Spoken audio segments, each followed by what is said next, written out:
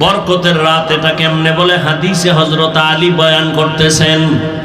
নবী বলেন, তোমরা যখন লাইলাতুন নিসফি মিন শাবান, শাবানের মধ্যরাত্র পাইবা, কুমু লাইলাহা, রাতের বেলা দাঁড়ায়া আল্লাহর দণ্ডায়মান থাকো ইবাদতের মাধ্যমে, ফাসুমু ইয়াউমাহা ওয়াসুমু নাহারাহা, পরের দিন তোমরা রোজা রাখো।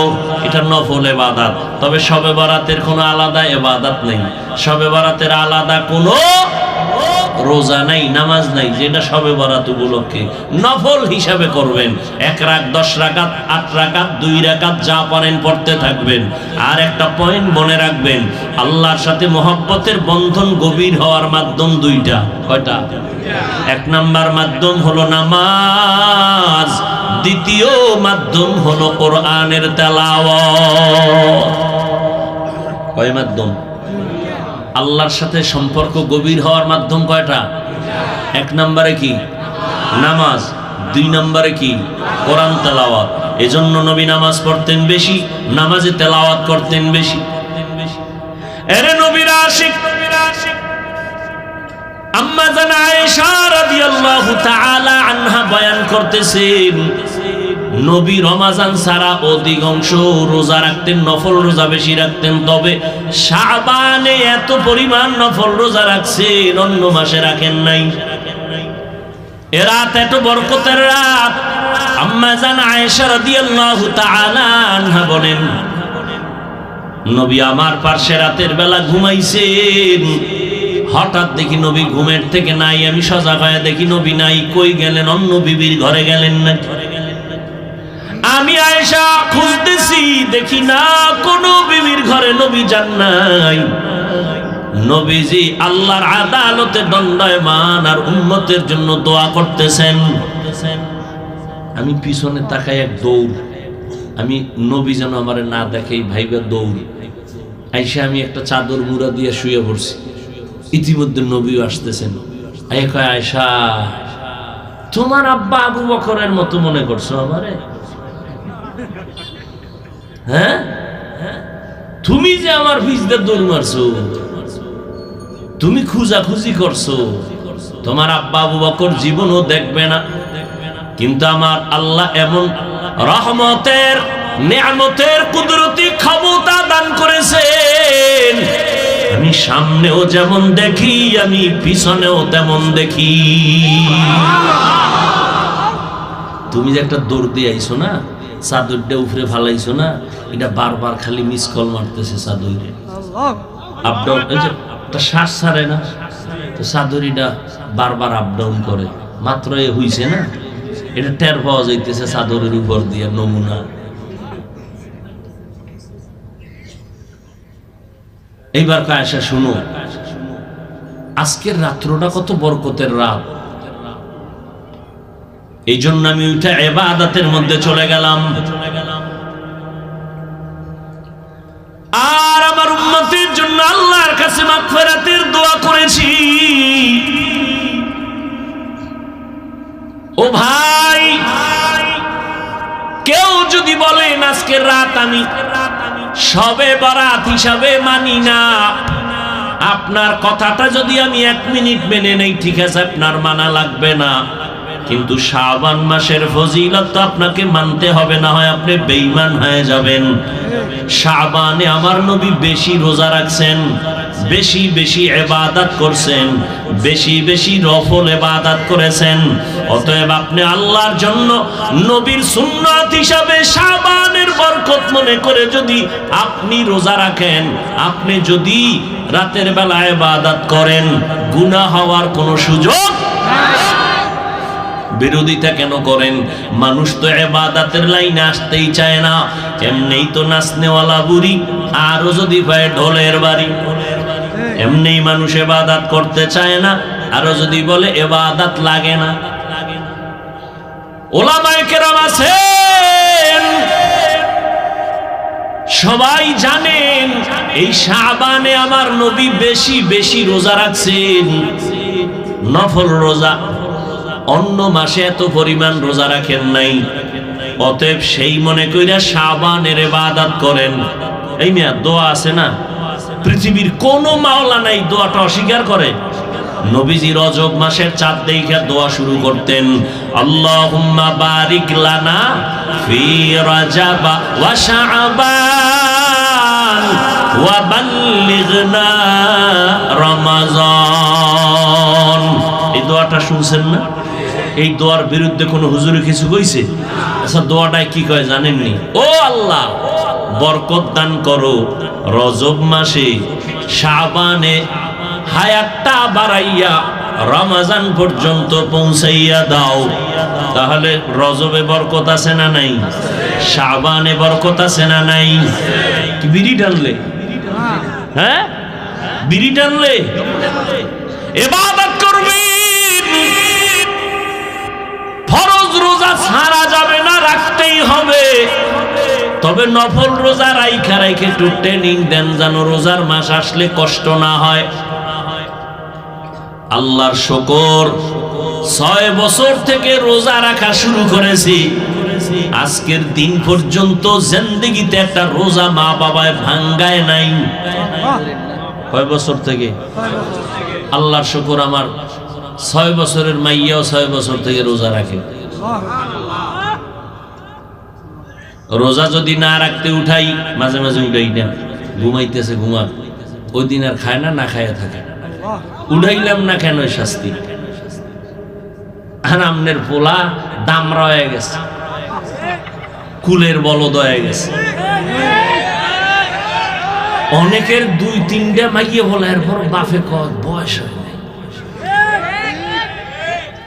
আর কবে হইব? আর কবে হইব? এরে যুবক, বেয়াদবি মাফ করে দিও, মোহাব্বতের দাবিতে কথা বললাম, রাগ করিও না রে বাবা। তোমার হিসাব তোমাকেই দিতে হবে, তোমার কবরে তুমি যেতে হবে। তোমার মতো কত যুবক দেখো জীবনে মাদ্রাসায় পড়ে নাই, জেনারেল লাইনে থাকিয়াও 5 বেলার নামাজ পড়ে ঢাকা কলেজে যাও, জাহাঙ্গীরনগরে যাও। যাও, আমি এটি তথ্য নিয়ে, নগদ তথ্য দিয়ে বয়ান করতেছি। সলিমুল্লাহ হলে যাও ঢাকায়, তোমার মতো যুবক মাথায় পাগড়ি, লম্বা দাড়ি, লম্বা জামা, পেছন দিক থেকে তাকাইলে মনে হয় বাইতুল মুকাররমের এক ইমাম, কিন্তু জীবনে মাদ্রাসায় পড়ে নাই। ভাইজান তুমি করো কি? কয় ঢাকা কলেজে পড়ি। এই সূরাত কেন? কয় কোরআনওয়ালাদের মোহাব্বতের রং। সিবগাতাল্লাহি ওয়া মান আহসানু মিনাল্লাহি সিবগা ওয়া নাহনু লাহু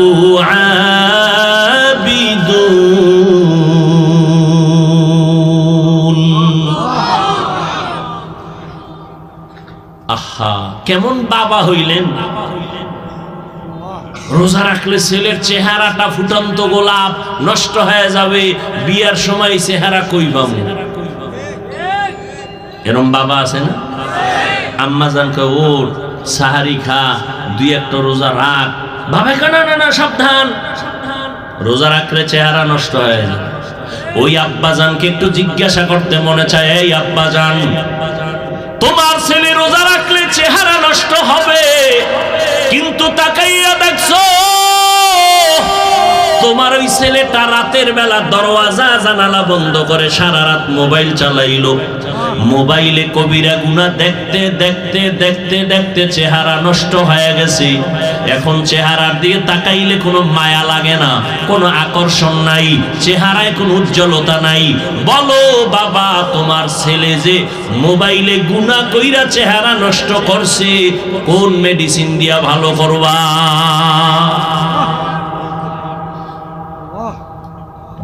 যুবকে তো বিদেশি মেডিসিন লাগাও মনে করতেছো, মোটামুটি নায়ক নায়ক ভাব, নায়িকার খালি অভাব, খুব বড় বড় ভাব নিয়ে চলতেছো। তোমার আয়নার সামনে তাকায় দেখো, মেডিসিন বাদ দিয়া দেখো তোমার কাছে তোমাকে কতটা খারাপ লাগে। অথচ তোমার 40 বছরের আগে চেহারার উজ্জ্বলতা নষ্ট হবে না, জীবনে কোনো কিছু যদি চেহারায় নাও ব্যবহার করো, কোনদিন তোমার চেহারা নষ্ট হবে না, অন্তত 40 বছর। অথচ তোমার মাত্র 27 বছর, চেহারাটা নষ্ট হয়ে গেল কেন? সারাটা রাত মোবাইল সামনে নিয়ে কবিরা গুনাহ করেছো, সারা রাত। কেউ জানে না, কেউ দেখে না, কে দেখে? আজকের একটা রাত তওবার রাত, পুরা মাস ইবাদতের মাস, তওবা করার মাস। রাস্তায় আড্ডা দিবা না যুবক বাবারা? তোমাদের আড্ডায় যেন অন্য কোন আল্লাহর বান্দাদের ইবাদতের ক্ষতি না হয়। 2 রাকাত নামাজ পড়িও, তওবার নামাজ পড়িও, তওবার 2 রাকাত নামাজ পড়িও। আর আল্লাহকে সামনে হাজির মনে করিয়ে বলিও, মালিক গভীর রাতে কেউ নাই, তুমি আমার মালিক, আমি তোমার সামনে হাজির। আমি তওবার নিয়তে হাত তুলেছি।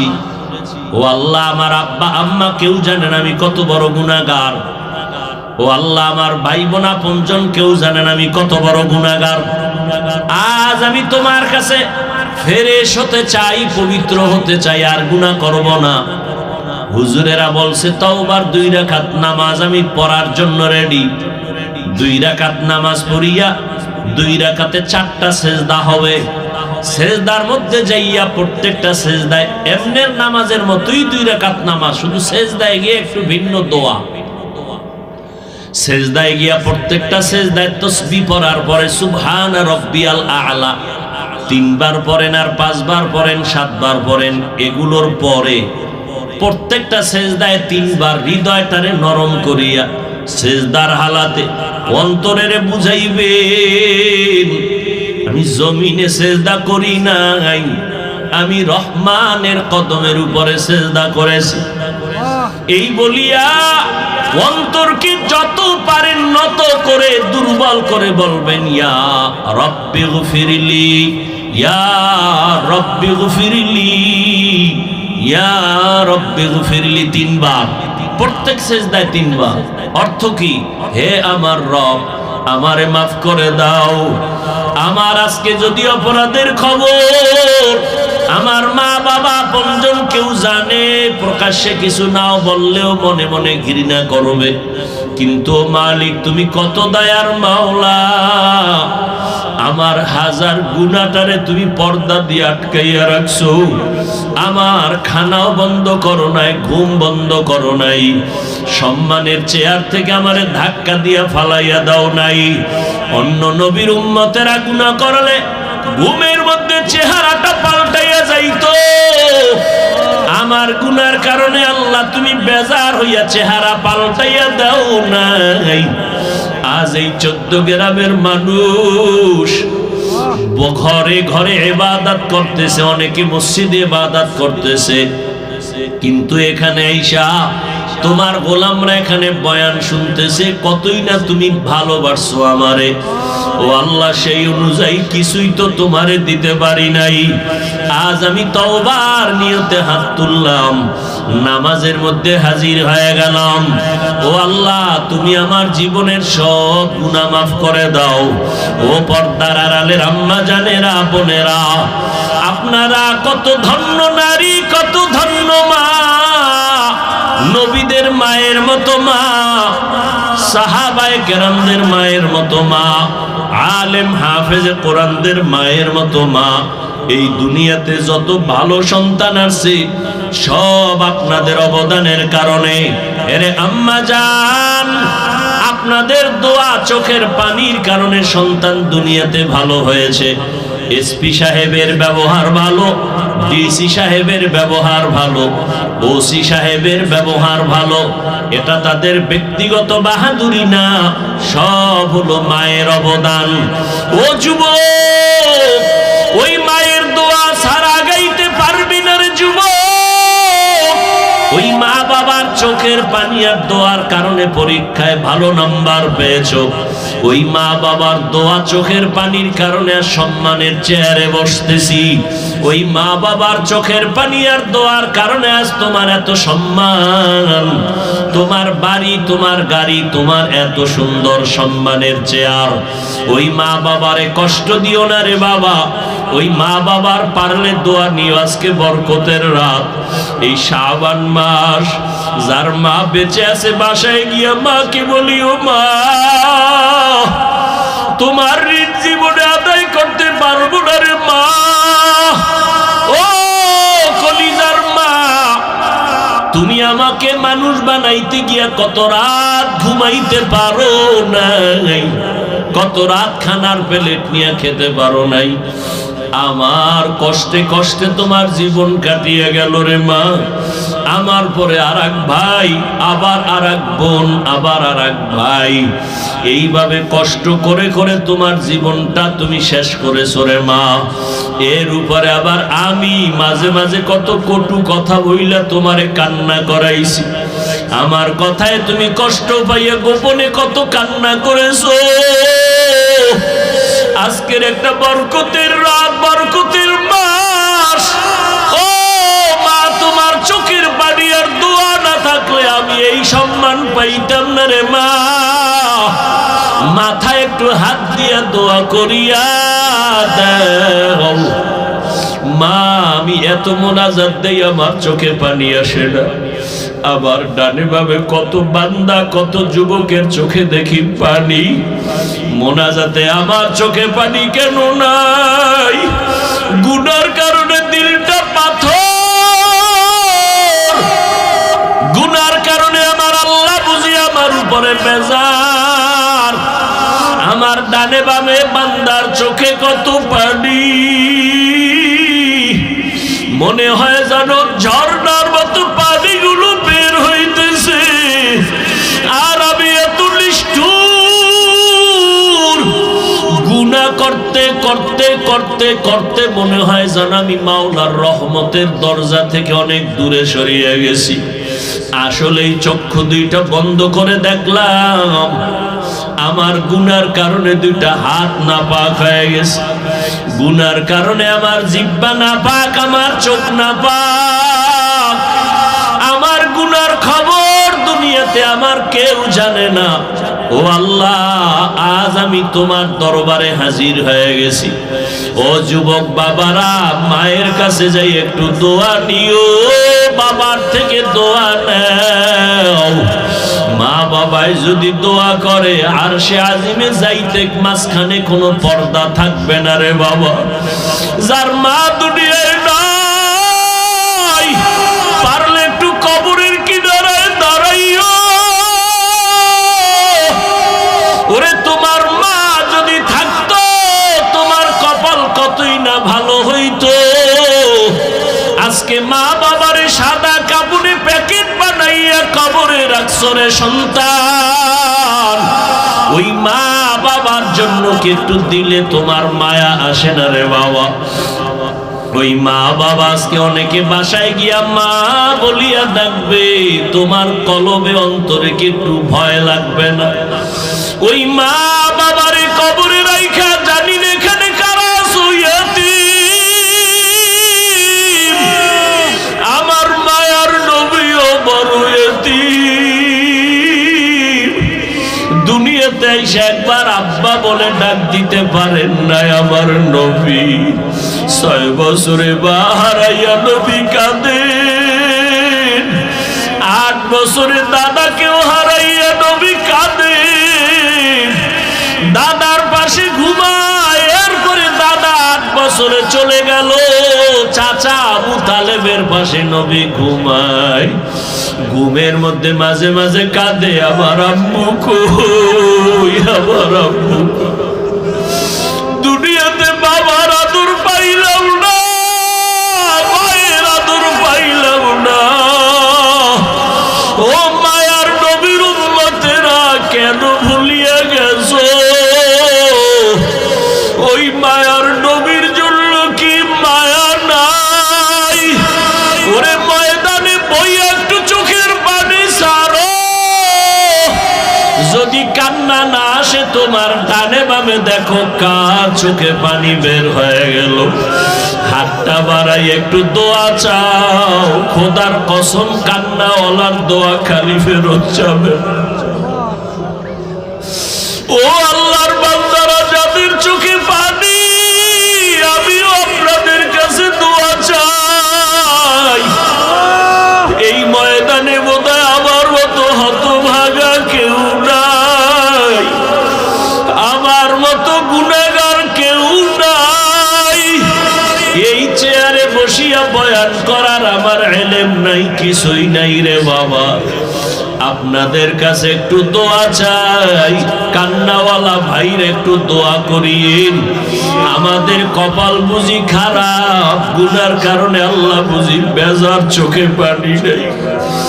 ও দুনিয়ার মানুষ, সমস্ত নবীরা কান্না করে করে কবরে গেলেন, সমস্ত সাহাবায়ে কেরাম কান্না করে করে কবরে গেলেন। ও আল্লাহর গোলাম, ও যুবক, দুনিয়ার ঘরে আগুন লাগলে পানি ছাড়া ঠান্ডা করা যায় না। গুনার কারণে জাহান্নামের আগুনও যদি থাকে, পানি ছাড়া ঠান্ডা হবে না। তবে দুনিয়ার আগুন বৃষ্টির পানিতেও ঠান্ডা করা যায়, নদীর পানি পুকুরের পানি দিয়েও ঠান্ডা করা যায়। আর গুনার কারণে যে জাহান্নামের আগুন, ওই জাহান্নামের আগুন দুনিয়ার কোনো পানিতে ঠান্ডা হবে না। ওই জাহান্নামের আগুন ঠান্ডা করার একমাত্র পানি হলো চোখের পানি। ওরে আল্লাহর বান্দারা, দুইটা চক্ষু বন্ধ করে একটু কান্না করো। কান্না না আসলে কান্নার বাহানা করো, তাতেও সওয়াব। আমার আল্লাহকে মনে মনে বলো, হে আল্লাহ, কান্নাওয়ালা চক্ষু দান করো, কান্নাওয়ালা চক্ষু দান করে দাও। ওরে যার মা বাবা নাই, একবার আলহামদু সূরা কুল হুয়াল্লাহ 3 বার দরুদ শরীফ পড়িয়া দোয়া করিও। আর যার মা বাবা বেঁচে আছে, দোয়া নিতে ভুল করবা না রে বাবা। ও যুবকেরা, মা বাবার দোয়া নিয়ে আগাও। মাকে যদি বলো, মা আমার মাথায় হাত দিয়ে একটু দোয়া করিয়া দাও, মায়ের কলিজাটা ঠান্ডা হয়ে যাবে। মা তখন চোখের পানি ছেড়ে বলবে, বাবা আমি তোর উপরে কোনোদিন কোনো কষ্ট রাখি নাই রে বাবা, আমি কলিজা দিয়া দোয়া করিয়া গেল। ও যুবকেরা, ওই মায়ের না জানি কারা কাঁদাইছো, ওই মায়ের না জানি কারা কষ্ট দিছো। পায়ে হাত রেখে বলে গেলাম, ক্ষমা চাইও। মা বাবারে কষ্ট দিয়ে আজকে সারা রাত কাঁদলেও মাওলায় মাফ করবে না। অতএব ওই মা বাবার দোয়া নিয়ে আগাও, মাওলার কাছে তওবা করিও রে বাবা। আল্লাহর কাছে বিনয়ের সাথে মাথা নত করো। আর নামাজ ছাড়বা না, বেপরদায় চলবা না, রোজা ভাঙবা না। স্কুলে পড়ো, কলেজে পড়ো, চাকরি করো, ব্যবসা করো, আল্লাহর কাছে মনে মনে পাক্কা নিয়ত করো, মরিয়া গেলে যাব হায়াতের মালিক আল্লাহ, রিজিকের মালিক আল্লাহ, ইজ্জতের মালিক আল্লাহ। আর কোনো দিন দাড়ি কাটবা না, নামাজ ছাড়বা না, বেপরদায় চলবা না, আর রোজা ভাঙবা না। উলামায়ে কেরামের পরামর্শ নিয়ে চলবা, মা বাবার দোয়া নিয়ে চলবা। আল্লাহ পাক এই বরকতের রাত আমাদের ইবাদতে কাটাবার মতো তৌফিক দান করেন, আমিন। আলহামদুলিল্লাহি রাব্বিল আলামিন। রব্বানা যালামনা আনফুসানা ওয়া ইল্লাম তাগফির লানা وترحمنا لنكونن من الخاسرين ربنا آتنا في الدنيا حسنة وفي الآخرة حسنة وقنا عذاب النار সবাই জবান খুলে পড়ো রব্বির হামহুমা কামা রব্বায়ানি صغيرا رب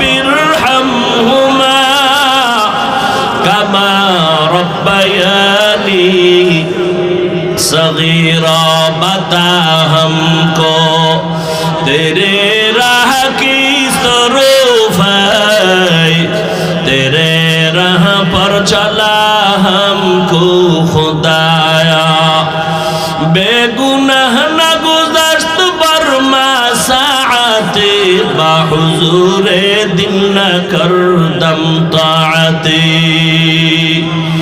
अल्लाहुम्मा इन्नका अफ़ूउन करीम तुहिब्बुल अफ़्व फ़अफ़ु अन्ना अल्लाहुम्मा इन्ना नस्अलुका रिज़ाका वल जन्नह व नऊज़ु बिका मिन सख़तिका वन नार। ओ दयार मालिक কুদরতের নজর দিয়া তাকাইয়া দেখেন আজকে আপনার গোলামরা রাস্তায় না ঘুরিয়া কোরআনের বাগানে বসে গেছেন রে আল্লাহ। আয় আল্লাহ, এরা টাকা চায় না, বাড়ি চায় না, জাহান্নাম থেকে মুক্তি চায় রে আল্লাহ। আয় আল্লাহ, শয়তানের ধোঁকায় পড়ে গুনাহ করেছি, আজ আমরা তওবার নিয়তে হাত তুলেছি, আর গুনাহ করব না রে মালিক। মেহেরবানি করে আমাদের জীবনের সব গুনাহগুলো মাফ করে দেন আল্লাহ। আল্লাহ। সূরা দুখানের প্রথম আয়াত আমি আপনাদের সামনে পড়েছি। আল্লাহ বলেন হামিম ওয়াল্লাহু আ'লামু বিমুরাদিহি বিযালিক ওয়াল কিতাবিল মুবিন। স্পষ্ট কিতাবের কসম বা শপথ। ইন্না আনজালনাহু ফি লাইলাতিন মুবারাকাতিন। আমি আল্লাহ কোরআনকে অবতীর্ণ করেছি বরকতময় রাতে। ইন্না কুন্না মুনজিরিন। নিশ্চয়ই আমি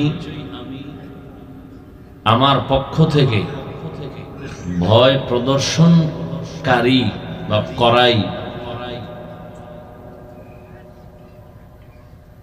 নবীজির একটি হাদিস পড়েছি আলী রাদিয়াল্লাহু তাআলা আনহু থেকে বর্ণিত। হযরত আলী রাদিয়াল্লাহু তাআলা আনহু বলেন, নবীজির থেকে নবীজি ইরশাদ করেন, ইজা কানাত লাইলাতুন নিসফি মিন শাবান। শাবানের মধ্যরাত যখন তোমাদের সামনে উপস্থিত হয়, শাবানের মধ্যরাত 14 তারিখের দিন যাইয়া রাত। ফাকুমু লাইলাহা আসুমু নাহারাহা। রাত জেগে ইবাদত করো, পরের দিন রোজা রাখো।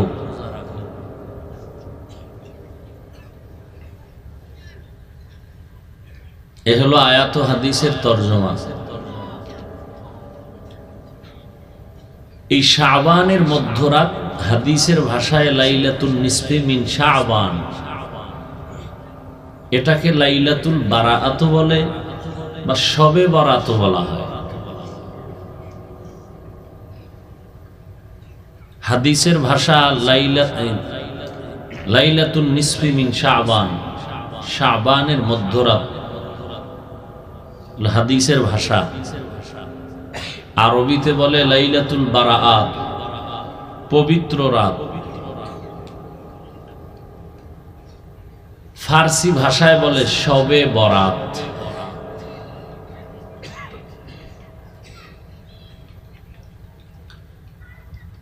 এখন তো জাতির সব সচেতন, মানুষ সব সজাগ। কেউ কারো চোখে আঙুল দিয়া চোখ বন্ধ করে কিছু করার কোনো সুযোগ নেই।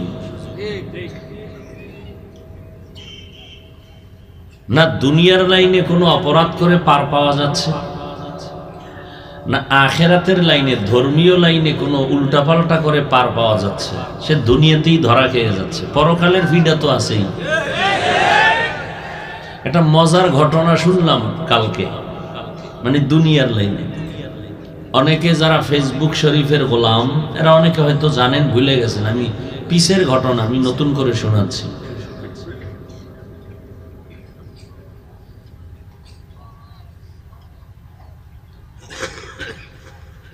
একটা মেয়ে বিবাহের সিঁড়িতে পাও রেখে ভিন্ন এক যুবকের সাথে তার সম্পর্ক, খুব খেয়াল করেন। স্বামী তো আছেই, স্বামী খুব ভদ্র নম্র, একটা প্রতিষ্ঠানের স্কুলের মাস্টার, খুব সুনাম তার। মেয়েটা একটু চরিত্রের দুর্বলতা, ওই যুবকের সাথে সম্পর্ক আগের থেকেই। এই যুবকেরা ভালো করে শোন, কপালে বিয়া আছে আর না আছে শুনে যা।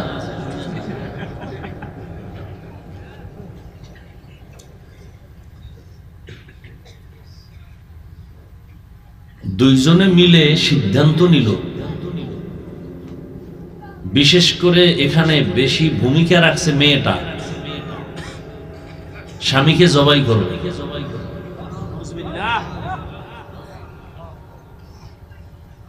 তারপরে দুইজনে আনন্দে জীবন যাপন করবে, প্রতিবন্ধকতা থাকবে না। কখন মারবে খুব সুযোগ খুঁজতেছিল, সুযোগ পাইল রমাজানের ঈদের আগ মুহূর্তে, না জানি কোরবানির ঈদ, যুগটা ছিল করোনা।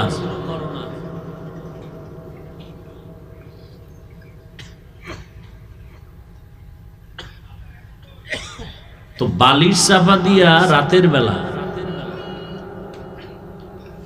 দুধের মধ্যে ঘুমের ট্যাবলেট দিয়া দুধ পান করাইয়া স্বামীকে ঘুমায় পড়ায় দিছে। ভোর রাতে ওই মেয়ে যুবক শ্বাসরুদ্ধ করে ওকে মেরে ফেলছে। ওরা নিজেরা কৌশল করে অপকৌশল করে ঘোষণা দিল যে সে দুধ পান করেছে, কাঁঠাল খাইছে, আরো কি কি বইলে বলছে সে নিজে স্ট্রোক করে মারা গেছে। যাক, দাফন করেছে। করোনা চতুর্মুখী একটা ভয়ঙ্কর হালাত।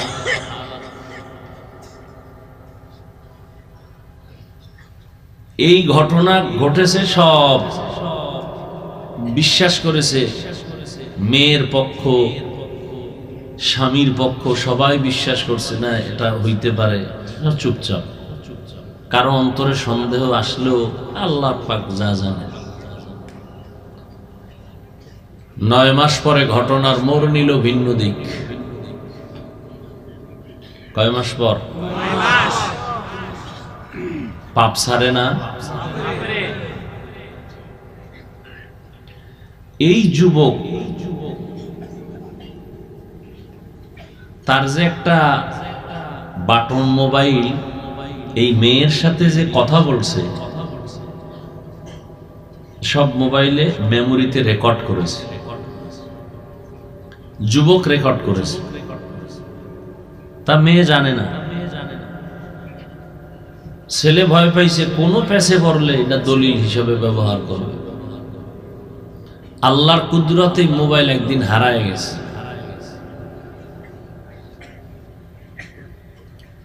পাইছে এক গ্রাম্য ব্যক্তি রাস্তা কুড়াইতে গিয়া। তো একদিন রাখছে, কেউ আর ফোন টোন দেয় না, ও ডয়ারে ফালায় রাখছে, চার্জ নাই, বন্ধ হয়ে গেছে। 8 মাস এইভাবে বন্ধ অবস্থায় ড্রয়ারে ছিল। 8 মাস পরে যে মোবাইলটা পাইছে তার বউ গেছে শ্বশুর বাড়ি, তার মেয়ের বাবার বাড়ি। তো সে হঠাৎ করে কোনো এক কাজে ডয়ার খুঁজতেছে, দেখে ওই মোবাইলটা এতদিন মনেও ছিল না। মোবাইলটা পাইয়ে একা একা খুলছে, চার্জে দিছে, ওপেন করছে, কল আসছে।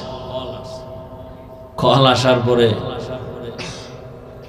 এই মোবাইল কোথায়, আপনি কোথায় আছেন, বাড়ি কই, সব। পরে বলে আপনি কে? বলে আমি এই মোবাইলের মালিক। বলে তাই নাকি? বলে হ্যাঁ। তো মোবাইলের মালিক হলে মোবাইল নিয়ে যান। একটা প্রমাণ দিয়া অত দামি মোবাইল না নিয়ে যান। আপনি মোবাইলটা নিয়ে একটু সামনে আসেন, আমি আপনাকে আলাদা হাদিয়া দিব, আমি ওখানে যাব না। এই লোকটা কয় মোবাইল যদি আপনারই হয় তো নেতে সমস্যা কি? একটু সন্দেহ। আবার ফোন দিয়ে বলতেছে মোবাইলটা ওই দোকানের রাস্তার পাশে ফালায় যান, আমি আপনাকে 5,000 টাকা দিয়ে দেব। এই লোকটার সন্দেহ আরো বাড়ছে। বাড়ার পরে এই মোবাইল ওপেন করে এবার খুঁজতেছে, দেখি ভিতরে কি। তো মেমোরির মধ্যে কিছু গান আর এই ভয়েস ওই যে রেকর্ড করে রাখছে এগুলো বাজতেছে। মেয়ের সাথে কথা বলতেছে, ওর স্বামীকে যে মারবে সেই কথা চলতেছে। ঘটনা কি আল্লাহর কুদরত, যেই যুবক ওই মেয়ের সাথে সম্পর্ক, ওর নাম যা, এই মোবাইল যে পাইছে তার নামও তা। আমি নাম কইলাম না, কোন পেছে আবার আমি বলি। এখনো বয়সটা শুনে, ওর নাম শুনে তখন ভয় পেয়ে গেছে। আমি তো এগুলো কিছুই জানি না, আমার নাম কয়, খুব ভয়। ও মোবাইলের ব্যাটারি টেটারি খুইলা মোবাইলটার আবার ডয়ারে চলে গেছে। আমি ঘটনা শুনে একা একা আসলাম অনেকক্ষণ। পরে ওর এক বন্ধু, খুব কাছের বন্ধু, গ্রামের কোন এক দোকানে দোকানদারি করে, ওরে গিয়ে গোপনে বলছে, ভাই বন্ধু এই খবর। তাই নাকি? তো মোবাইলটা নিয়ে আয়। ওর হাতে দিছে। ও ওই রেকর্ড গুলো শুনে, ছেলেটা একটু শিক্ষিত দোকানওয়ালা, শুনে এরপরে ঠিকানা লইল। লইয়া শুনে, হ্যাঁ ওই এলাকায় একটা মার্ডার হয়েছে 9 মাস আগে। তো ওই ছেলে যে মারা গেছে মাস্টার, তার ফ্যামিলিকে বলল যে আপনার তো এমনি মরে নাই, পেছনে কাহিনী আছে। না, কোনো কাহিনী নেই, আর বিচার আল্লাহর কাছে দিয়ে রাখছি, বাধ্য এ নিয়ে আর আমরা মাথা ঘামাইতে চাই না। ছেলে বলে এটা কেমন কথা? এ করলো কি, সাংবাদিকের শরণাপন্ন হল। সাংবাদিককে মোবাইল দিল, সাংবাদিক এই রেকর্ড শুনে চলে গেল থানায়। থানায় গিয়া এগুলো সব ট্যাকিং করে বের করলো, রেকর্ডগুলো সব পাইয়া এইবার মেয়ে ছেলে দোনোটাকে গ্রেফতার করেছে। ঘটনা কিন্তু করোনার শুরু যখন, তখন 9 মাস পর। আপনি চিন্তা করবেন, আমি এটা বুঝাইতে চাই, একটু চিন্তা করেন তো। ফিনিশ ঘটনা, কোনো খবর নাই, সবাই যার যার অবস্থানে আছে। কেমনে মোবাইল হারাইলো, রাস্তায় কুড়াইয়া কে পাইলো, এভাবে ঘুরতে ঘুরতে ঘুরতে ঘুরতে অপরাধী পার পাইল না, ধরা পড়েই গেল।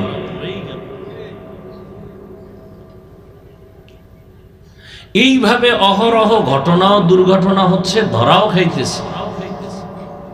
একজনের মাইরা আর একজনে আরামে খাবে, কিন্তু পরিণাম ফল তার জেলখানা, পরে ফাঁসি। এই একটা মানুষে ভাবে না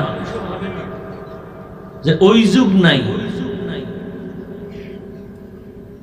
কেউ অপরাধ করে পার পাবে না, যত বড় কিছু হোক, ও সরকার দলের হোক আর বাইরের হোক, সীমা লঙ্ঘন করার পরে দুনিয়াতেই ধরা খাইতেছে। যাদের ছায়ায় আছে তারাই ওরে ধরতেছে।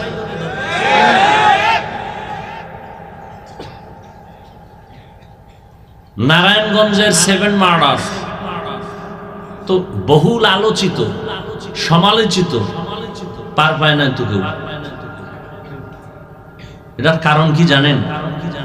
রাসূলের একটি হাদিস আছে, নবীজি বলেন, ইসনানি ওয়াজ্জিলুহুমাল্লাহু ফিদ দুনিয়া আল বাগয়ু ওয়া হুকুকুল ওয়ালিদাইন।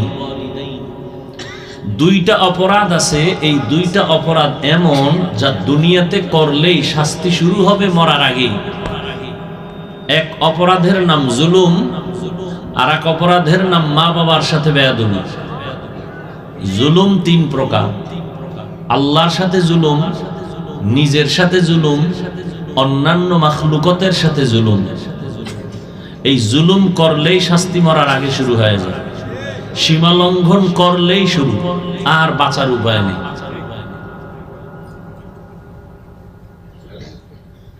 এইভাবে ধর্মীয় লাইনেও কেউ কিছু গায়ের জোরে করে যাবে, সেই দিন আর নাই। এখন সবাই সচেতন, কোরআন হাদিসের সঠিক দলিল আমাদের সামনে পেশ করতে হবে। এগুলো না শুনে শুধু মোহাব্বত করা, এটাকে বলে অন্ধ ভক্ত। অন্ধ ভক্ত হওয়া ঠিক না, চোখ কান খোলা রেখে ভক্ত হতে হবে। অনেকে বলে এত বড় হুজুর, সে কি ভুল করতে পারে? আমি বলি এত বড় হুজুর, শয়তান কি তাকে ধোঁকা দিতে পারে? পারে। তাহলে হুজুরে ভুল করতেও পারে। সোজা হিসাব, কোনো প্যাচ নেই, হিসাব সোজা। তার মানে যে তার বিরুদ্ধে যাব না, সচেতনতার সাথে মহব্বত করব, অন্ধের মতো না। কি নামাজে আপনার কঠিন কলিজার মুরব্বি দাঁড়াইছে, ইমাম, আপনি পেছনে মুক্তাদি, আপনার পীর সাহেব, না হয় আপনার কলিজার শিক্ষক, না হয় আপনার বাবা, নামাজের মধ্যে ভুল হতে পারে? পারে না? এখন ভুল হয়েই গেছে। এখন আপনার শিক্ষক, আপনার পীর অথবা আপনার আব্বাজান ভুল করছে, আরে কেমনে লোকমা দেই, এটা বেয়াদবি না? কি নামাজের ইমামতিতে আব্বায় ভুল করলে এখন লোকমা দেওয়া বেয়াদবি না? দিতেই হবে। আচ্ছা, লোকমা দেওয়ার পরে যদি আব্বায় না মানে, তাহলে নামাজ ছেড়ে দিতে হবে। নামাজ ছেড়ে দিতে হবে। এখন ভুল ধরাইয়া দেওয়া, লোকমা দেওয়া, এটাকে যদি কেউ মনে করে এটা একটা পোলা হইল, এটা একটা ছাত্র, কত বড় বেয়াদব যে ওস্তাদের ভুল ধরে ফেলাইছে, তাও নামাজের ভিতরে। সাহাবায়ে কেরাম করেন নাই? তাহলে বাতিলের বিরোধিতা করা অথবা আপনের মধ্যে কোনো ভুল করলে ধরাইয়া দেওয়া, এটা সুন্নতে নববী। আল্লাহ আমাদের সবাইকে কবুল করেন, আমিন। তো যে সূরা দুখানের আয়াত, ইন্না আনজালনাহু ফি লাইলাতিন মুবারাকাহ, আল্লাহ বলেন আমি কোরআন অবতীর্ণ করলাম বরকতের রাতে। এই মুবারক রাত্রের দ্বারা অনেক মুফাসসিরিন কেরাম উদ্দেশ্য নিয়েছেন লাইলাতুল কদর।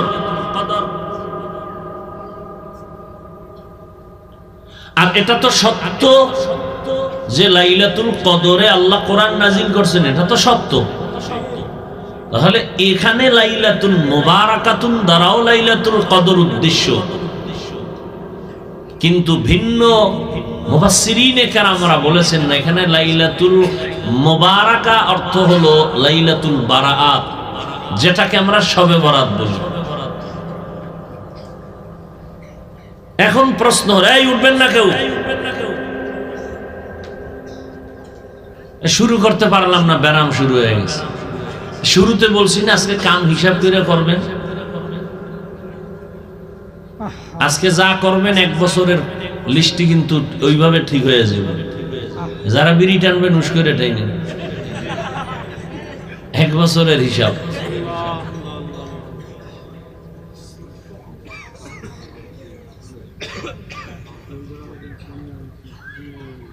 খুব খেয়াল করেন, এখান থেকেই কথাগুলো ভালো করে খেয়াল করেন। তাহলে লাইলাতুল মুবারাকার দ্বারা উদ্দেশ্য শবে বরাত, লাইলাতুল নিসফি মিন শাবান। এখন কথা হলো, আল্লাহ কয় আমি কোরআন নাজিল করছি মুবারক রাত্রে, তো এটা তো স্পষ্ট কদরের রাত, তাহলে শবে বরাত হবে কেন? এটা তো মেনে নেওয়া যেতে পারে না। আর লাইলাতুল কদরে কোরআন অবতীর্ণ হয়েছে, এটা তো স্পষ্ট কোরআনের আয়াত, সূরা কদর। তাহলে এখানেও লাইলাতুল মুবারাকা মানে কদরের রাত, তার কোনো ভেজাল নাই। কিন্তু যদি বলা হয় এখানে লাইলাতুল মুবারাকাতুন অর্থ হলো লাইলাতুল বরাত, শবে বরাত, তাহলে প্রশ্ন, কোরআন নাজিল হইল কদরে, এটা বাস্তব, তাহলে বরাতেও নাজিল হইল, তার মানে কি? প্রশ্ন হয় না? বরাতেও নাজিল হইল তার মানে, এখন যারা বলছেন কোরআন নাজিল হইছে মুবারক রাত্র মানে লাইলাতুল বরাতে, তার একটা জবাব দিছেন। কি জবাব?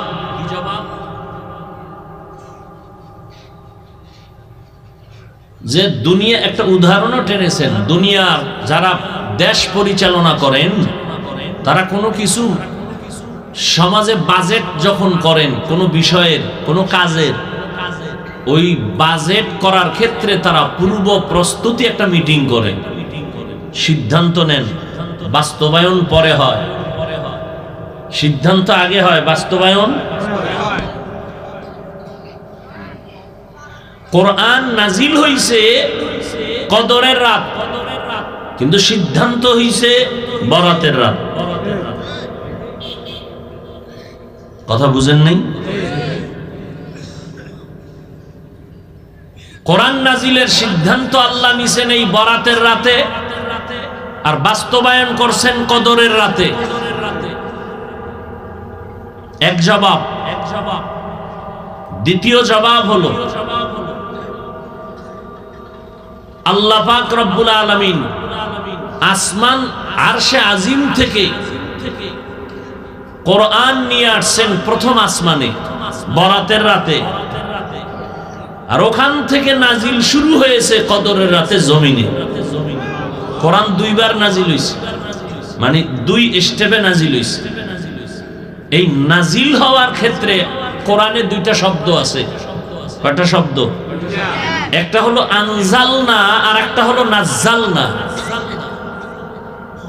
আনজালনা মানে একবারে অবতীর্ণ করা, নাজ্জালনা মানে বারবার অবতীর্ণ করা।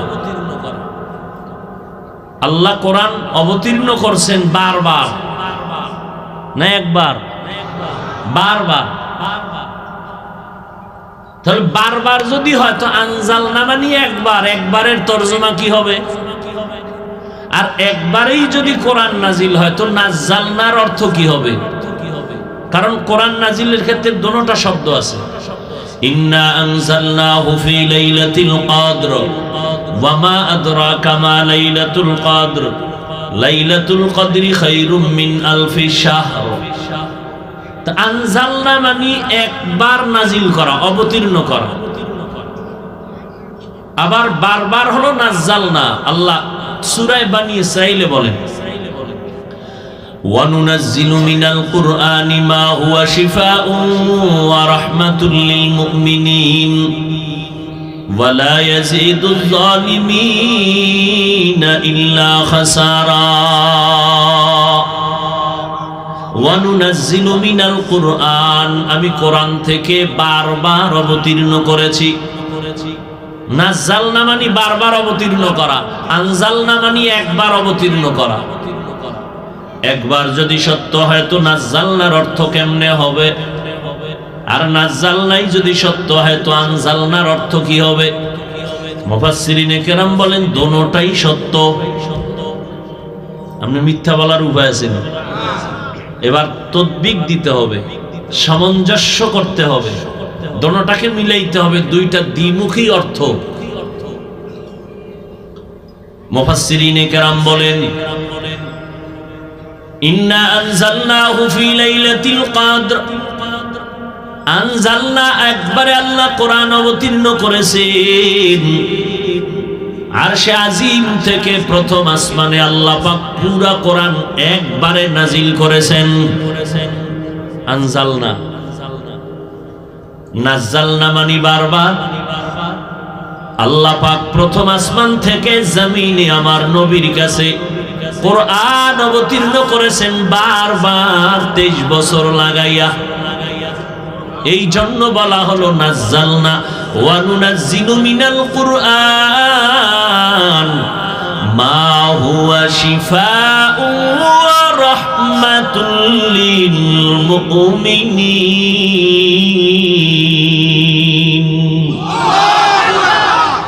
বুঝেননি?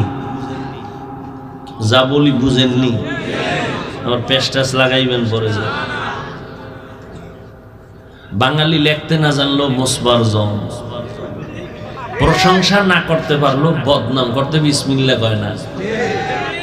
হ্যাঁ, কুওয়াতে নে কি নাদারি বদমকুন বরওয়াজুদে খদসতম বে হদমকুন। আমি কয়টা ঝামেলার কথা কিন্তু আস্তে আস্তে আস্তে আস্তে সমাধান করে আসছি, কিন্তু মনে আসেনি? 1 নাম্বার ঝামেলা, কোরআন নাজিল হইছে কদরের রাত। তাহলে এখানে মুফাসসিরিনে কেরাম যারা নিলেন লাইলাতুল মুবারাকা মানে বরাতের রাত, একটা প্রশ্নের সমাধান দিছিনি? দিছি, মনে আসেনি? সিদ্ধান্ত হইছে বরাতের রাতে, বাস্তবায়ন হইছে কদরের রাতে। আর প্রশ্ন আছে? নাই। এইবার কইবেন তাহলে এই যে বুঝলাম, ঠিক আছে, কোরআন নাজিল সিদ্ধান্ত নিছেন বরাতের রাতে, বাস্তবায়ন হইছে কদরের রাতে, ঠিক আছে, তা কদরের রাতের মর্যাদা বরাতের রাতের এত মর্যাদা কেন? এদিন তো আর সিদ্ধান্ত নইছে মাত্র, তাহলে এই রাতের তার মর্যাদা এত হতে পারে না। এবার আসেন মর্যাদার বিষয়, রাসূলের হাদিস টানেন। عن علي رضي الله تعالى عنه عن النبي صلى الله عليه وآله وسلم إذا كانت ليلة النصف من شعبان فقوموا ليلها وصوموا نهارها। আলী রাদিয়াল্লাহু তাআলা আনহু বলেন, আলীকে জানেননি? প্রথম অবস্থায় নবীর চাচাতো ভাই, পরবর্তীতে রাসূলের সাহাবী, এরপরের স্টেপে রাসূলের দেখছেননি? নবী বলেন, আমার সাহাবীর দাম কত? আসহাবী কান্নুজুম, আমার এক একজন সাহাবী আকাশের নক্ষত্রের মতো সমতুল্য। সুবহানাল্লাহ তো বলছেন। যদি জিজ্ঞেস কি বুঝছেন, কি বুঝি না এটাও বুঝি।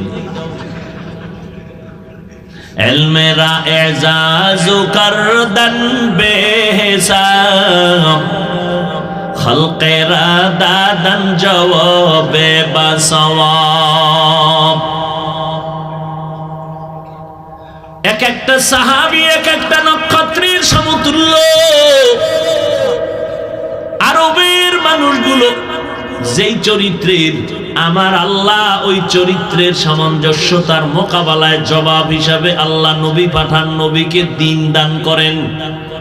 যেই যুগের মানুষ যেই অভ্যস্ত যেই চরিত্রের, ওই চরিত্রের মোকাবেলা করার জন্য ওই পরিমাণ অস্ত্র, ওই পরিমাণ বুদ্ধি হিকমত দিয়ে আল্লাহ নবী পাঠান। রহমতের নবী আসেন, এরা পাখি উড়ায়। পাখি উড়তে গিয়া যদি ডানে যায় মনে করে কল্যাণ, বামে গেলে মনে করে অকল্যাণ। আকাশের তারকা দেখে দেখে ভাগ্য গণনা করে, আকাশের নক্ষত্র দেখে দেখে কপাল খুলে দেয়। নক্ষত্র ঠিক লাইনে আছে তো আমার কপাল ঠিক। নবীজি বলেন, আমার সাহাবী এক একটা নক্ষত্র। ও মুমিন, তোমার কপাল যদি ঠিক করতে চাও, সাহাবীর আদর্শ তুমি মানবা। ঠিক যদি মানো, তোমার জীবনটাও ঠিক। আল্লাহর কোরআন আপনি মানবেন কিনা সেটা আপনার ব্যাপার।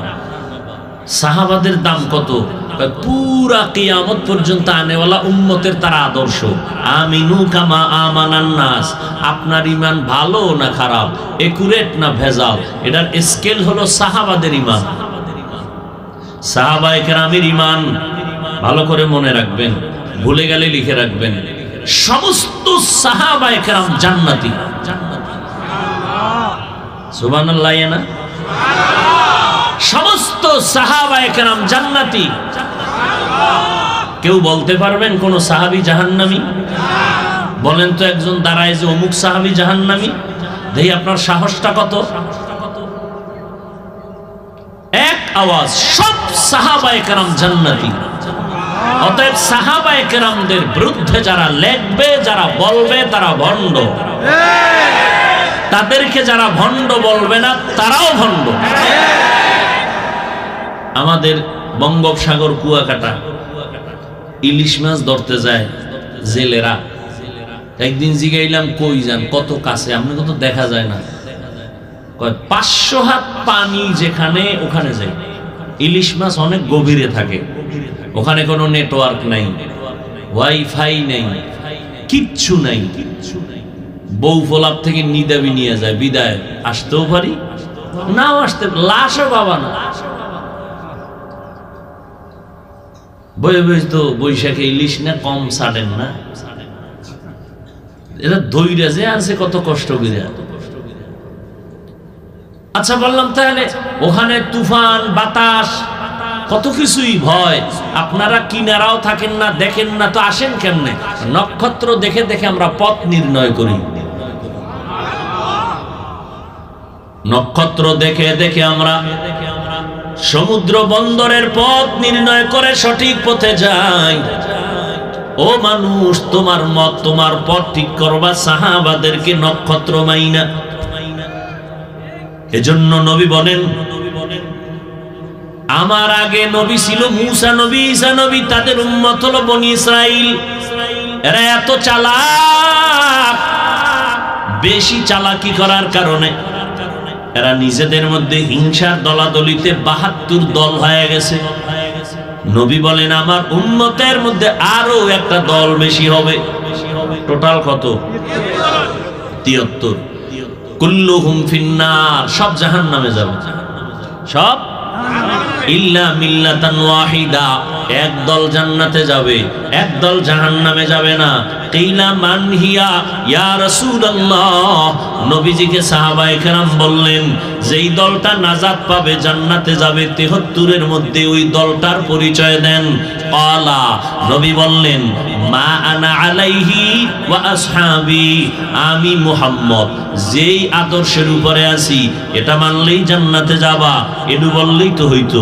নবী এতটুকুই বলেন নাই, নবী বলেন আমি মুহাম্মদ যেই আদর্শের উপরে আছি, আমার সাহাবায়ে কেরাম যে আদর্শের উপরে আছে, এই দোনোটার উপরে যারা জীবনকে পরিচালনা করবে তারা জান্নাতে যাবে। সাহাবায়ে কেরামের মূল্য আছে না নাই?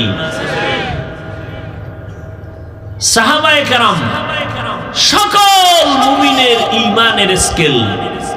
আমিনু কামা আমানান নাস।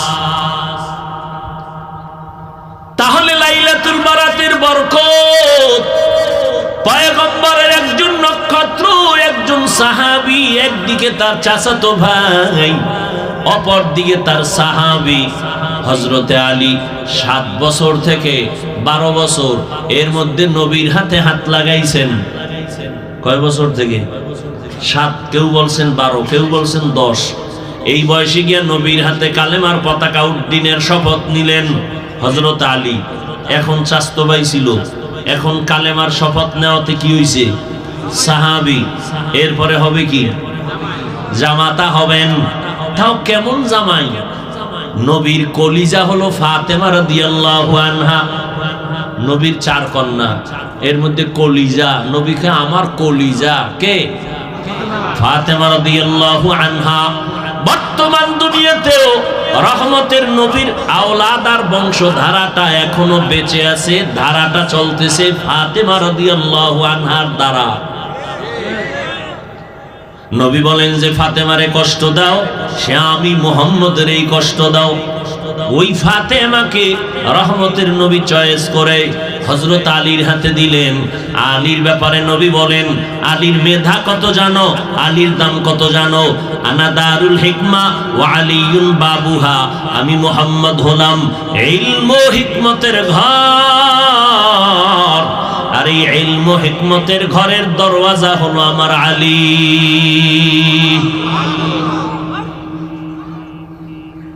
খালি আলীর ঘটনা কইলি তো রাত শেষ, কিন্তু আজকে ওয়াজ না, আজকে কোনো ওয়াজ হবে না, শুধু শবে বরাত নিয়ে দুই একটা কথা বললাম, আরো 2-4 মিনিট বলবো, এরপরে একা একা একটু নির্জনে মাওলার সাথে কথা বলবো। আপনাদের ইচ্ছা নাই? বন্ধুর সাথে বন্ধুর মোহাব্বতের মিলন মেলা কি ওপেনে হয় না গোপনে হয়? সেক্ষেত্রে কি রাত্র নিরাপদ না দিন নিরাপদ? রাতের মধ্যে কি প্রথম রাত না মধ্যরাত না শেষ রাত? অতিও গভীর হয় রজনী যখন, নীরবে প্রভুর নাম জপিও তখন। প্রভুর করুণা যদি পাইবারে চাও, গভীর রাতে উঠে প্রভুর গুণগান গাও। সবাই ওই রাইতে গুনগুন গুনগুন করে আল্লাহর সাথে কথা বলে।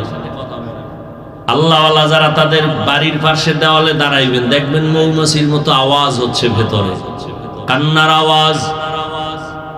এমন একজন নবী নাই ভোর রাতে মালিকের সাথে কথা বলেন নাই, এমন একজন সাহাবী নাই ভোর রাতে মালিকের সাথে কথা বলেন নাই।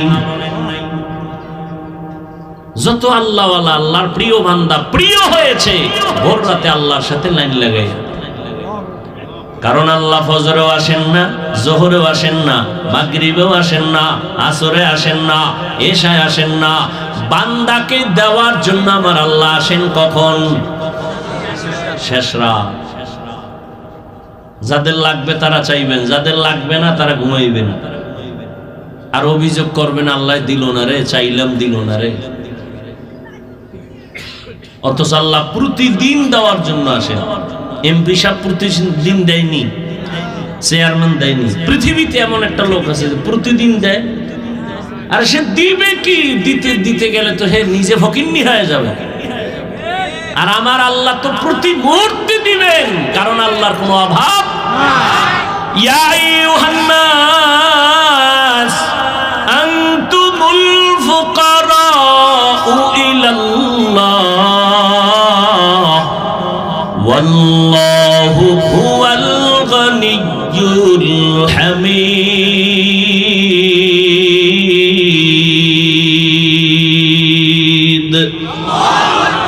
আল্লাহ বলেন, ও মানুষ তোরা সব ফকির, আমি আল্লাহ ধনী। শুধু ধনী না, আমি প্রশংসিত ধনী। দুনিয়ার মানুষ ধনী আছে না, বদনাম আছে। আমার আল্লাহ বলেন আমি প্রশংসিত ধনী, আমার কোনো বদনাম গরতাওয়াকুল মিকুনি হার সবহ শাম میرسانا درست تو از لا مقام جزبه حقچی زمخا از انسو جا فضل او عامست در جمله جهان إنا أنزلناه في ليلة مباركة إنا كنا منذرين ليلة مباركة উদ্দেশ্য হলো শবে বরাত। শবে বরাতে আল্লাহ কোরআন অবতীর্ণ করেছেন, তার জবাব। কোরআন তো অবশ্যই কদরে নাজিল হইছে, শবে বরাতে আবার হবে কেমনে? জবাব দিয়েছে এই রাতে নাজিলের সিদ্ধান্ত নিয়েছেন, কদরে বাস্তবায়ন করেছেন। মনে আসেনি? দ্বিতীয় কথা হলো কোরআন নাজিলের ক্ষেত্রে দুই শব্দ, আনজালনা নাজ্জালনা। আনজালনা মানে একবারে অবতীর্ণ করা, নাজ্জালনা মানে বারবার অবতীর্ণ করা। আল্লাহ আরশে আজিম থেকে একবারে কোরআন অবতীর্ণ করেছেন কদরের রাত প্রথম আসমানে, আর ওখান থেকে জমিনে আমার নবীর কাছে বারবার 23 বছর লাগায় অবতীর্ণ করেছেন। এজন্য আল্লাহ বলেন ওয়ানুনাজ্জিলু মিনাল কুরআন মা হুয়া শিফা।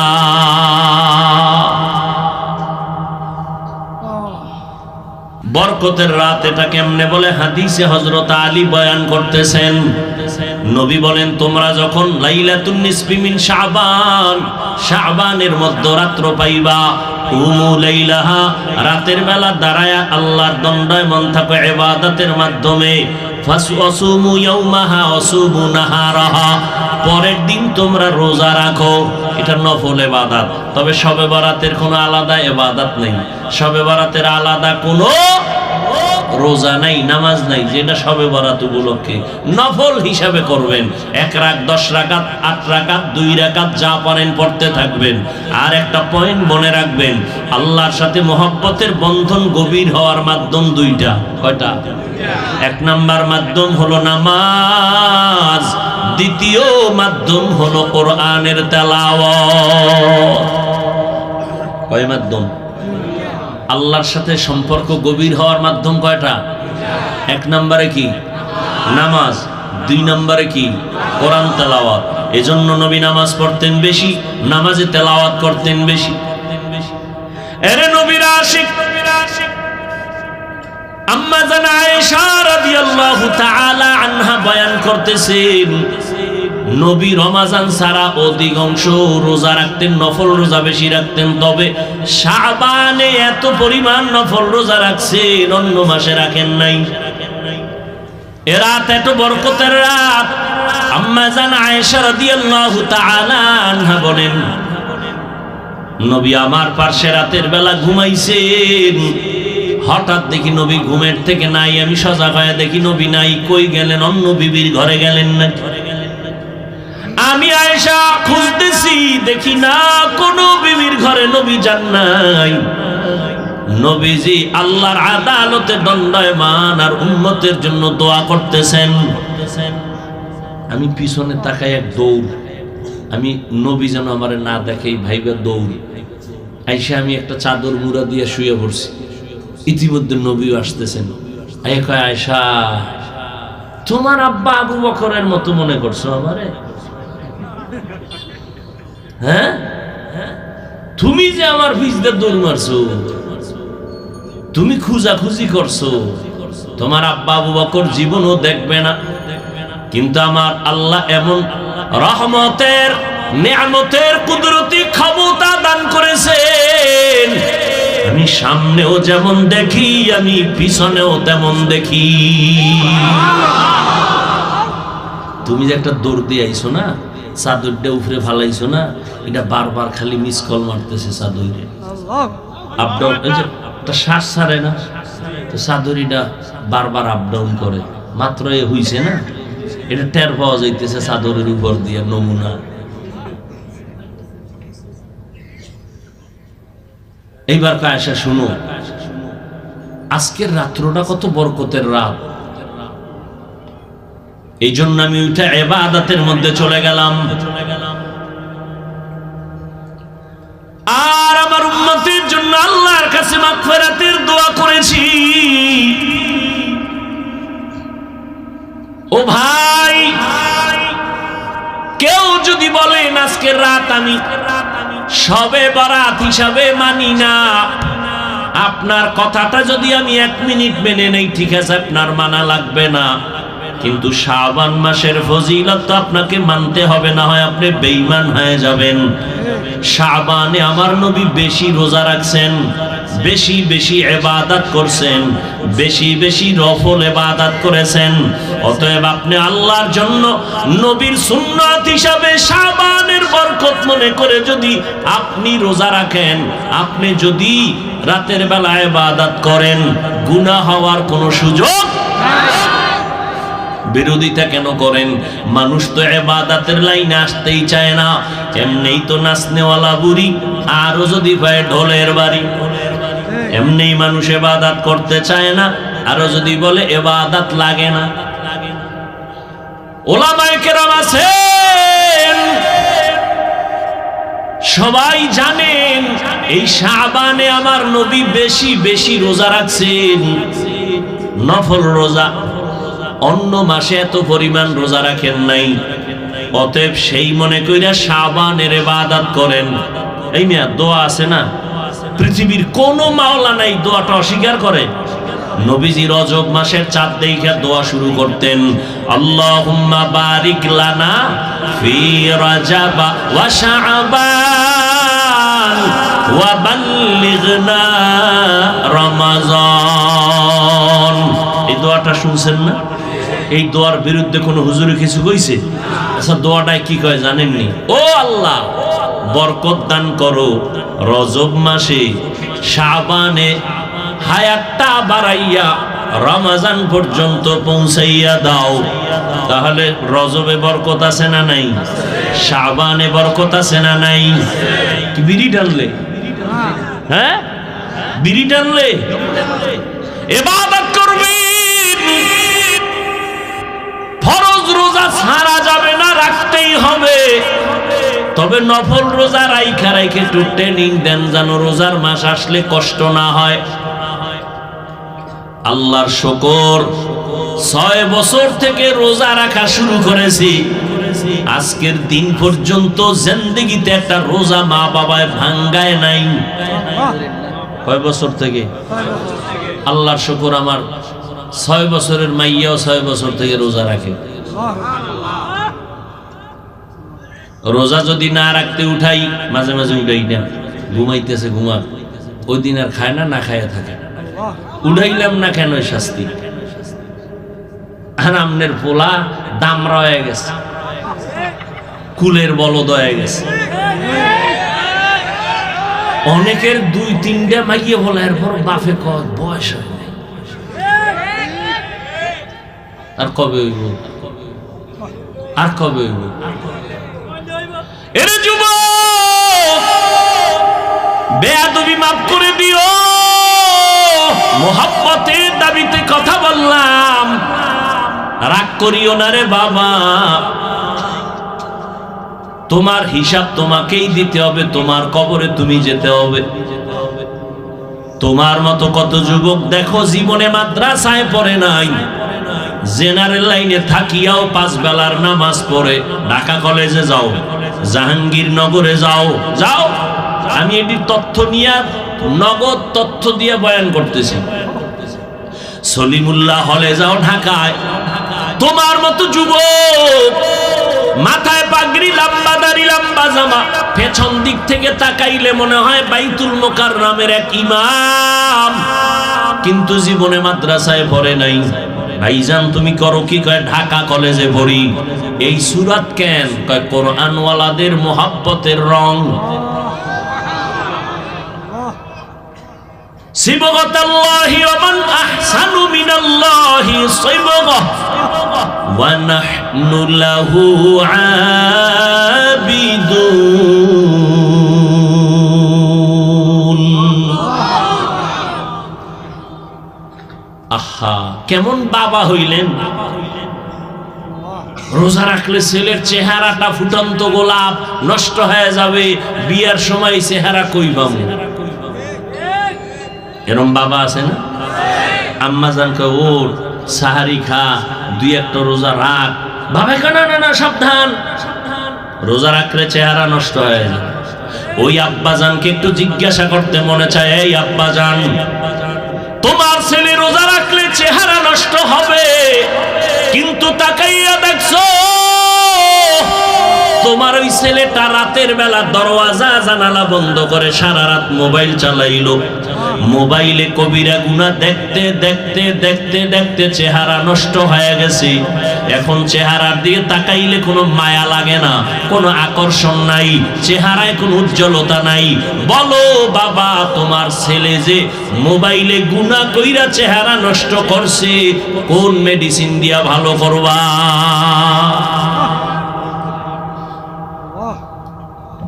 যুবকে তো বিদেশি মেডিসিন লাগাও মনে করতেছো, মোটামুটি নায়ক নায়ক ভাব, নায়িকার খালি অভাব, খুব বড় বড় ভাব নিয়ে চলতেছো। তোমার আয়নার সামনে তাকায় দেখো, মেডিসিন বাদ দিয়া দেখো তোমার কাছে তোমাকে কতটা খারাপ লাগে। অথচ তোমার 40 বছরের আগে চেহারার উজ্জ্বলতা নষ্ট হবে না। জীবনে কোনো কিছু যদি চেহারায় নাও ব্যবহার করো, কোনদিন তোমার চেহারা নষ্ট হবে না, অন্তত 40 বছর। অথচ তোমার মাত্র 27 বছর, চেহারাটা নষ্ট হয়ে গেল কেন? সারাটা রাত মোবাইল সামনে নিয়ে কবিরা গুনাহ করেছো, সারা রাত। কেউ জানে না, কেউ দেখে না, কে দেখে? আজকের একটা রাত তওবার রাত, পুরা মাস ইবাদতের মাস, তওবা করার মাস। রাস্তায় আড্ডা দিবা না যুবক বাবারা? তোমাদের আড্ডায় যেন অন্য কোন আল্লাহর বান্দাদের ইবাদতের ক্ষতি না হয়। 2 রাকাত নামাজ পড়িও, তওবার নামাজ পড়িও, তওবার 2 রাকাত নামাজ পড়িও। আর আল্লাহকে সামনে হাজির মনে করিয়ে বলিও, মালিক গভীর রাতে কেউ নাই, তুমি আমার মালিক, আমি তোমার সামনে হাজির। আমি তওবার নিয়তে হাত তুলেছি। ও আল্লাহ, আমার আব্বা আম্মা কেউ জানেন আমি কত বড় গুনাহগার। ও আল্লাহ, আমার ভাই বোন আপনজন কেউ জানেন আমি কত বড় গুনাহগার। আজ আমি তোমার কাছে ফ্রেশ হতে চাই, পবিত্র হতে চাই, আর গুনাহ করব না। হুজুরেরা বলছে তওবার 2 রাকাত নামাজ আমি পড়ার জন্য রেডি। 2 রাকাত নামাজ পড়িয়া 2 রাকাতে 4টা সেজদা হবে। সেজদার মধ্যে যাইয়া প্রত্যেকটা সেজদায় এমনের নামাজের মতোই 2 রাকাত নামাজ, শুধু সেজদায় গিয়ে একটু ভিন্ন দোয়া। সেজদায় গিয়া প্রত্যেকটা সেজদায় তাসবিহ পড়ার পরে সুবহান রাব্বিয়াল আ'লা 3 বার পড়েন, আর 5 বার পড়েন, 7 বার পড়েন। এগুলোর পরে প্রত্যেকটা সেজদায় 3 বার হৃদয়টারে নরম করিয়া সেজদার হালাতে অন্তরেরে বুঝাইবেন, আমি জমিনে সেজদা করি নাই, আমি রহমানের কদমের উপরে সেজদা করেছি। এই বলিয়া অন্তরকে যত পারেন নত করে, দুর্বল করে বলবেন, ইয়া রব্বি গফিরলি, ইয়া রব্বি গফিরলি, ইয়া রব্বি গফিরলি 3 বার, প্রত্যেক সেজদায় 3 বার। অর্থ কি? হে আমার রব, আমারে মাফ করে দাও। আমার আজকে যদি অপরাধের খবর আমার মা বাবা আপনজন কেউ জানে, প্রকাশ্যে কিছু নাও বললেও মনে মনে ঘৃণা করবে, কিন্তু মালিক তুমি কত দয়ার মাওলা, আমার হাজার গুনাহটারে তুমি পর্দা দিয়ে আটকাইয়া রাখছো। আমার খানাও বন্ধ করো নাই, ঘুম বন্ধ করো নাই, সম্মানের চেয়ার থেকে আমারে ধাক্কা দিয়া ফালাইয়া দাও নাই। অন্য নবীর উম্মতেরা গুনাহ করলে ঘুমের মধ্যে চেহারাটা পাল্টাইয়া যাইতো, আমার গুনার কারণে আল্লাহ তুমি বেজার হইয়া চেহারা পাল্টাইয়া দাও নাই। আজ এই 14 গ্রামের মানুষ ঘরে ঘরে ইবাদত করতেছে, অনেকে মসজিদে ইবাদত করতেছে, কিন্তু এখানে আইসা তোমার গোলামরা এখানে বয়ান শুনতেছে, কতই না তুমি ভালোবাসছো আমারে। ও আল্লাহ, সেই অনুযায়ী কিছুই তো তোমারে দিতে পারি নাই। আজ আমি তওবার নিয়তে হাত তুললাম, নামাজের মধ্যে হাজির হয়ে গেলাম। ও আল্লাহ, তুমি আমার জীবনের সব গুনাহ মাফ করে দাও। ও পর্দার আড়ালের আম্মা জানেরা, বোনেরা, আপনারা কত ধন্য নারী, কত ধন্য মা, নবীদের মায়ের মতো মা, সাহাবায়ে কেরামদের মায়ের মতো মা, আলেম হাফেজে কোরআনদের মায়ের মতো মা। এই দুনিয়াতে যত ভালো সন্তান আছে সব আপনাদের অবদানের কারণে। এরে আম্মা জান, আপনাদের দোয়া চোখের পানির কারণে সন্তান দুনিয়াতে ভালো হয়েছে।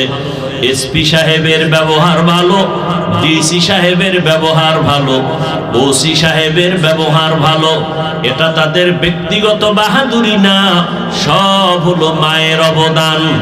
ও যুবক, ওই মায়ের দোয়া ছাড়া গাইতে পারবি না রে যুবক। ওই মা বাবার চোখের পানি আর দোয়ার কারণে পরীক্ষায় ভালো নাম্বার পেয়েছো। ওই মা বাবার দোয়া চোখের পানির কারণে সম্মানের চেয়ারে বসতেছি। ওই মা বাবার চোখের পানি আর দোয়ার কারণে আজ তোমার এত সম্মান, তোমার বাড়ি, তোমার গাড়ি, তোমার এত সুন্দর সম্মানের চেয়ার। ওই মা বাবারে কষ্ট দিও না রে বাবা। ওই মা বাবার পারলে দোয়া নিও। আজকে বরকতের রাত, এই শাবান মাস, যার মা বেঁচে আছে বাসায় গিয়া মাকে বলিও, মা তোমার ঋণ জীবনে আদায় করতে পারবো না রে মা। ও কলিজার মা, তুমি আমাকে মানুষ বানাইতে গিয়া কত রাত ঘুমাইতে পারো নাই, কত রাত খানার প্লেট নিয়ে খেতে পারো নাই। আমার কষ্টে কষ্টে তোমার জীবন কাটিয়ে গেল রে মা। আমার পরে আর এক ভাই, আবার আর এক বোন, আবার আর এক ভাই, এইভাবে কষ্ট করে করে তোমার জীবনটা তুমি শেষ করেছো রে মা। এর উপরে আবার আমি মাঝে মাঝে কত কটু কথা বইলা তোমারে কান্না করাইছি। আমার কথায় তুমি কষ্ট পাইয়া গোপনে কত কান্না করেছো। আজকের একটা বরকতের রাত, বরকতের মাস। ও মা, তোমার চোখের পানি আর দোয়া না থাকলে আমি এই সম্মান পাইতাম না রে মা। মাথায় একটু হাত দিয়া দোয়া করিয়া দাও মা। আমি এত মোনাজাত দেই আমার চোখে পানি আসে না। আবার ডানে ভাবে কত বান্দা, কত যুবকের চোখে দেখি পানি। মোনাজাতে আমার চোখে পানি কেন নাই? গুনার কারণে দিলটা পাথর, গুনার কারণে আমার আল্লাহ বুঝি আমার উপরে বেজার। আমার ডানে বামে বান্দার চোখে কত পানি, মনে হয় জানো ঝর্ণার মতো পানিগুলো বের হইতেছে। আর আমি এত নিষ্ঠুর, গুনাহ করতে করতে করতে করতে মনে হয় জানো আমি মাওলার রহমতের দরজা থেকে অনেক দূরে সরিয়ে গেছি। আসলেই চক্ষু দুইটা বন্ধ করে দেখলাম আমার গুনার কারণে দুইটা হাত নাপাক হয়ে গেছে। গুনার কারণে আমার জিহ্বা নাপাক, আমার চোখ নাপাক। আমার গুনার খবর দুনিয়াতে আমার কেউ জানে না। ও আল্লাহ, আজ আমি তোমার দরবারে হাজির হয়ে গেছি। ও যুবক বাবারা, মায়ের কাছে যাই একটু দোয়া নিও, বাবার থেকে দোয়া নাও। মা বাবাই যদি দোয়া করে আর সে আজিমে যাইতে মাঝখানে কোনো পর্দা থাকবে না রে বাবা। যার মা দুনিয়ায় নাই, পারলে একটু কবরের কিনারায় দাঁড়াইও। ওরে তোমার মা যদি থাকতো, তোমার কপাল কতই না ভালো হইতো। আজকে মা বাবারে সাদা কাপড়ে প্যাকেট বানাইয়া কবরে রাখছো রে সন্তান। ওই মা বাবার জন্য কি একটু দিলে তোমার মায়া আসে না রে বাবা? ওই মা বাবা আজকে অনেকে বাসায় গিয়া মা বলিয়া ডাকবে, তোমার কলবে অন্তরে কি একটু ভয় লাগবে না? ওই মা বাবারে কবরে রাইখা জানি না এখানে কারা শুইয়াতি। আমার মায়ার নবীও বড় এতিম। দুনিয়াতে এসে একবার আব্বা বলে ডাক দিতে পারেন নাই আমার নবী। 6 বছরে বাহারাইয়া নবী কাঁদেন। 8 বছরে দাদাকেও হারাইয়া নবী কাঁদেন। দাদার পাশে ঘুমায়, এরপরে দাদা 8 বছরে চলে গেল। চাচা আবু তালেবের পাশে নবী ঘুমায়। ঘুমের মধ্যে মাঝে মাঝে কাঁদে, আমার আম্মু কই, আমার আম্মু। দুনিয়াতে বাবার আদর পাইলাম না, মায়ের আদর পাইলাম না। ও মায়ার নবীর উম্মতেরা কেন ভুলিয়া গেছো? ওই মায়ার নবীর জন্য কি মায়া নাই? ওরে ময়দানে বইয়া একটু চোখের পানি সারো। যদি কান্না না আসে তোমার ডানে বামে দেখো কার চোখে পানি বের হয়ে গেল। হাতটা বাড়াই একটু দোয়া চাও। খোদার কসম, কান্না ওলার দোয়া খালি ফেরত যাবে। ও আল্লাহর বান্দারা, যাদের চোখে পানি, আমিও